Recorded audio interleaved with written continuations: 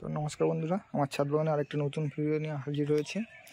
তো আজকে যে মার্চের 4 তারিখ, তো এই গরমের মধ্যেও আমার ডবল ডিলাইটে অনেকগুলোই ফুল হয়েছে। তো ফুলের সাইজটা ছোট হয়ে গেছে, কিন্তু তাও প্রচুর পরিমাণে ফুল হয়েছে। তো আমি দেখানোর চেষ্টা করছি ডবল ডিলাইট। কাছ থেকে দেখানোর চেষ্টা করছি।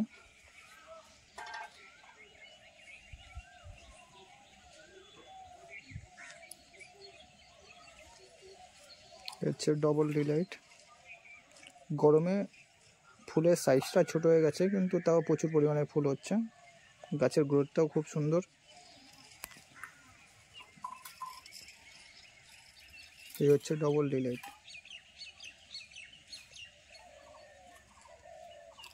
ফুলটি প্রচুর পরিমাণে সেন্টেড এবং এই কালারগুলো চেঞ্জ হয়।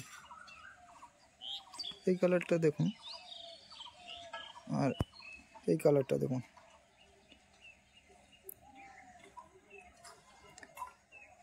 তো আজকের ভিডিও এই পর্যন্ত। দেখা হচ্ছে একটি নতুন ভিডিওতে। নমস্কার।